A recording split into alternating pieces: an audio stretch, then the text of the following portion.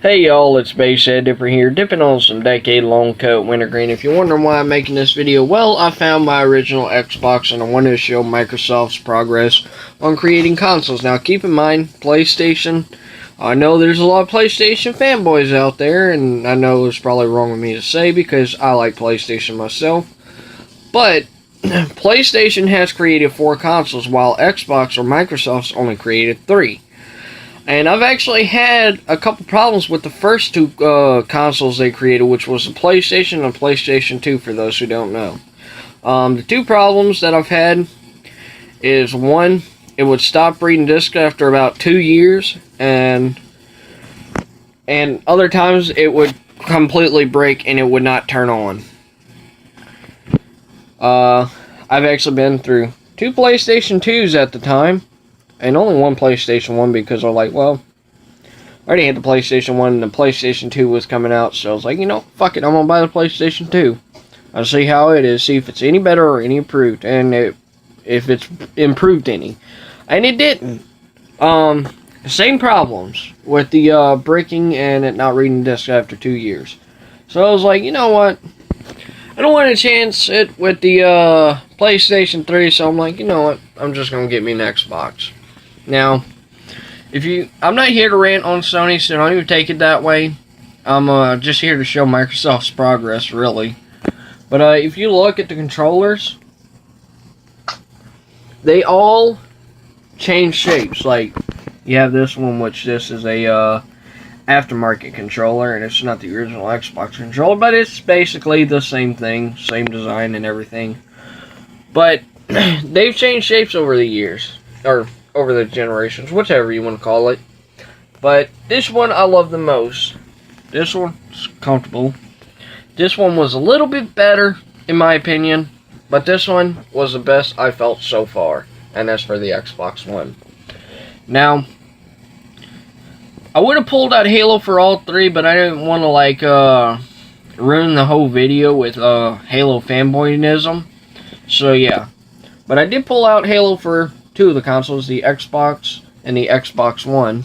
And then I got Gears of War 2 for the Xbox 360. I also have Gears of War, but we're not getting into that. But the reason I pulled out Halo Combat Evolved Game of the Year and Halo the Master Chief's Collection is because this is what I started with when I first started playing the original Xbox, Halo. That's all it was Halo. Every day, or all day, every day. Same with the Xbox One. I started with Halo, and I'm ending with Halo. Whenever the last Halo comes out, and they're not making anymore, you're damn right I'm going to buy all the Halos. So yeah. But similarities, it's still made by Bungie and Microsoft Studios, and I'll go ahead and flip it over here real quick. Alright, so it's made by Bungie and Microsoft, but remember, this is the original Halo Combat Evolved. This one here is made by 343 Industries, Bungie, and Microsoft, and includes access to Halo 5. I did not play Halo 5 yet, but yeah. Let's see. They got any, okay, you can see how much it's improved, like, over the years, and then, you've seen it in my gameplay. The truck-looking thingy does not look the same anymore. I forgot what it was called, though, but, don't judge me for it. Another differences between the consoles is the original Xbox had wireless controllers, it had online capabilities, but from my understanding, the online capabilities for it wasn't that good. And I'm gonna be honest, even though I like the way they feel, the controllers aren't as responsive as they are now. Another thing, whoops, no USB ports, none whatsoever, just these standard plugs. The wireless controllers for the original Xbox ran off AA batteries. Now, you could buy rechargeable AA batteries, but it's an outdated console, so why the bother? It's really fucking dusty because I have not touched it in 3 years. Also, they made it to where you can add an external hard drive on the Xbox 360. I heard you can update the hard drive on the Xbox One. Not too sure about that. I'll have to see whenever I figure out how to do it. I know a lot of PlayStation fanboys or PlayStation guys were telling me that you couldn't. But I don't believe that one bit, because I've seen guys who've actually sent their Xbox in and Microsoft puts a bigger hard drive in it. Now, that probably costs about $60 extra plus shipping. And then another shipping back. I don't know how that works. But I've also seen people use like a MyCloud, which basically syncs up to your Wi-Fi. Or maybe not your Wi-Fi. No. But it does connect to your internet, and somehow you connect it to your Xbox, and then you have added storage so you can store more games. I've also seen people use 1 terabyte flash drives. I don't know how they get those, but yeah. But what I'm thinking is, if I can figure out how to do it, because basically all this hard drive is a memory unit. If I can figure out how to do it, you probably use the transfer cable for the hard drive, plug it into the Xbox 360, and have added storage there. I could be wrong, but you might be able to have added storage there. Don't quote me on it. Also, another thing, you take a look at the backs. Like, see this one? I also still have the original hookups. I want to hook it up to my TV and see if it still works. Hopefully it does. But if you look, the plugs have changed over the years. So you have just an AV plug over here, standard audio and video. This one, you have standard audio and video, or you have the options of using an HDMI. And with the Xbox One, for those who already know, it's just standard HDMI, or strictly HDMI. They did not include no standard audio video cables.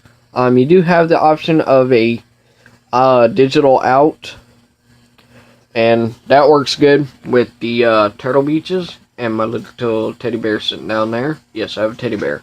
Leave me alone. And then another thing, the original Xbox, I don't know if they made a Wi-Fi adapter for it, which it probably didn't. So you'd have to use about 100-foot Ethernet cable, depending on where your room is in the house. Then you have to get up in the attic and run it through run it through walls and whatnot. And same with the Xbox 360, but they did make a wireless adapter for it.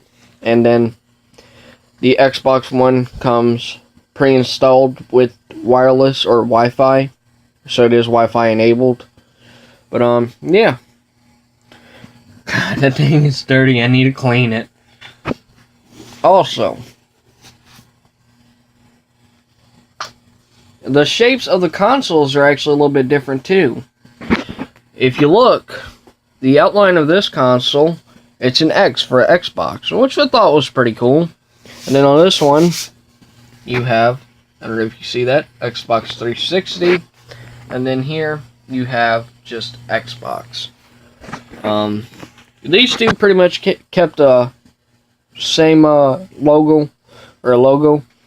But this one does not have the X in the center. This one does right here. So yeah, tell me what you think of this video, guys, because I think it's pretty amazing how far Microsoft's actually come for only creating 3 consoles. 3 consoles. I mean, that's a big improvement for, I call them generations, because this was first generation, this is second generation, and this is third generation. So 3 generations of consoles. And if you include PC in this as well. But I'm already going to have those people who are going to come, if I get any more viewers, who are going to come on there saying, oh, PC's master race, fuck consoles, blah, blah, blah. I don't give a fuck about PC. Yeah, I used to play PC games, but that's about it. I'm going to explain something real quick before I go. The only reason I switched to consoles is because it's much more convenient to actually take with you on trips. I mean, yeah, you could buy gaming laptops, but what's the point? But anyways, guys, tell me what you think of this video. This is Basshead Dipper signing out.